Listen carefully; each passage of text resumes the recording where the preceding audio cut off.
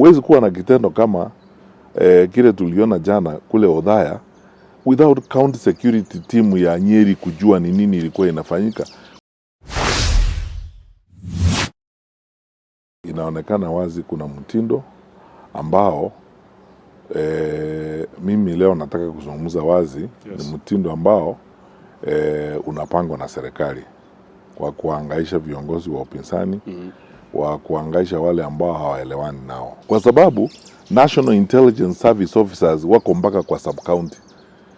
Kukiwa na kiongozi wa upinzani kama Mheshimiwa Gashawa anaenda kwa mkutano mahali 2-3 days mbele ya hiyo, wakuu wa usalama wa hiyo area wanajua kwamba kutafanyika mkutano wa aina hii hapa, na viongozi ambao watakuwa hapa ni akina nani na akina nani watakuwa na hayo maneno yote. Inawezekanaje basi kwa mkutano kama huo watu waingie pale waanze kutupatia kazi kwa kanisa na kuna serikali? Lazima walipata nafasi, walikuwa na habari mbeleni kwamba Mheshimiwa Gashawa atakuwa huko, ataabudu hapo. Saa hii nikisema wiki ijayo nitaenda kufanya misa Kisumu Central for example. Na kwa heshima kubwa sana kwa wale viongozi wetu wako kwa serikali, tafadhali tuheshimu akili na uwezo wa wananchi tunaowaongoza. Kuna mambo mengine tunaambia wananchi ambayo unashangaa kwa sababu inawezekanaje? Sasa labda kuna kitu inapangwa hapo, kuna mambo inaendelea hapo. Unaweza kuona hizi rocket science, unaweza kuona hapo kuna kitu inafanywa hapo. Utakuja kusikia baada ya miezi 2, miezi 3, sijui passport ilitolewa, sijui nini, sijui mambo kuna ujeuri unafanyika hapo. Sasa story imeanza kuundwa. Okay. Unawezaje kuingia kwa ofisi ya waziri wa usalama ukae huko 5 hours? Na tena Nyaya House, sio kwingine, Nyaya House. Sababu mimi nafikiri wakati mwingine naanza kukuambia kwa maoni yangu mimi, ile usalama huko kwa Nyaya House na management ya security kwa Nyaya House ni kali hata kuliko office of the president na Harambee House. Okay. Alafu sasa useme tuliingia hapo, hata ukienda kwa basement ni askari unapatana nao. Lazima iwe tu ni mambo ya watu wanani wamefanya. What happened yesterday in Odhaya, Nyeri is very shameful, honestly. It's unthinkable that young kids who woke up in the morning to go to Sunday school would be tear gassed in the manner in which they are tear gassed without cause. There is no crime they had committed. They were not in the wrong place. They were in the place they wanted to be in at that particular time. Poor old women running around, away from tear gas and harassment is very, very shameful. And I've often said, for our political leaders, don't listen so much to the words they tell you, especially the ones in government. Look at their actions. Because how would a confident government do that? Because a government that's confident and has no problem with its population, with its people, why would they allow that kind of thing to happen? Okay, fine. Now, with tremendous respect, and I'm happy myself that the senior leaders of government, including His Excellency the Deputy President, whom I have a lot of respect for, and the Minister for Interior, have said agree with us that what happened is shameful and it's something that ought not to happen. Now, let's move to action. Let's see whether action will be taken and so on, because that is what is going to tell us the sincerity or genuineness of this. Let's see what's going on.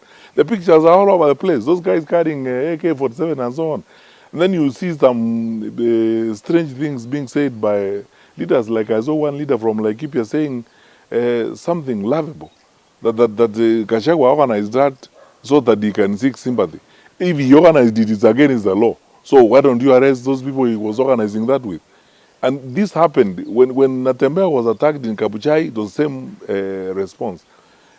This is, finally, what is very stressful to me, to be honest with you, is this. 2/3 of these senior leaders in the security sector are people I worked with. I know them very well. Some of them are fairly decent people. I have said this and I don't mind repeating it again.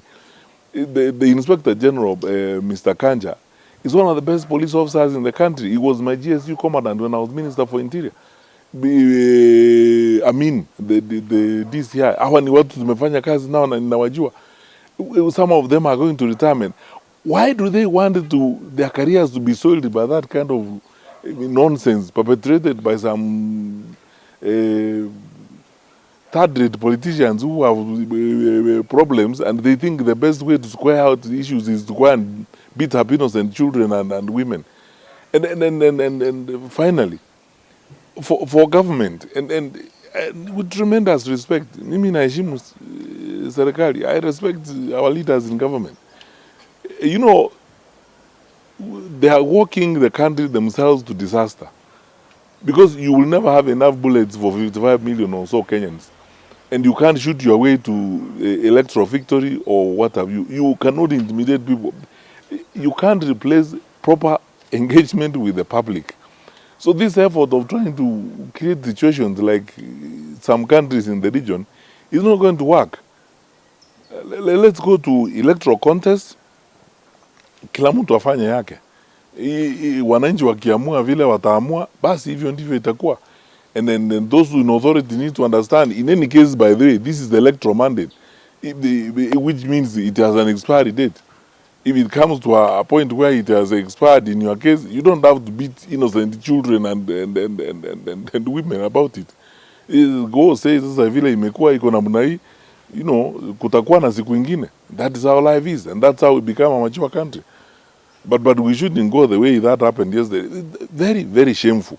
And we have seen this again and again and again.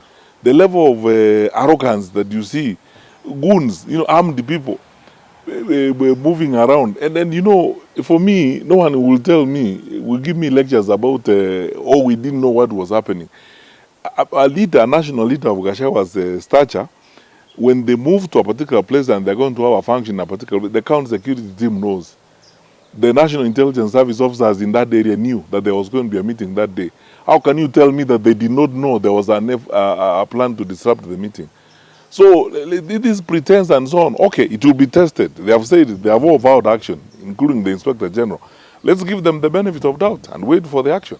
Tena ndio mimi na washauri hawa ndugu zangu viongozi walio katika vitengo vya usalama. Usikubali kutumiwa kubeba uchafu wa watu na mipango ambayo inakuharibia wewe mwenyewe sifa kwanza. Inaharibu nchi yako. Na wakati mwingine ikiendelea namna hii, ikifika mahali hata unaweza kushtakiwa wewe mwenyewe na hayo maneno, na wewe huna haja na hayo maneno. Wewe unataka kutumikia nchi yako, umalize kazi yako, ustaabu vizuri, uende nyumbani.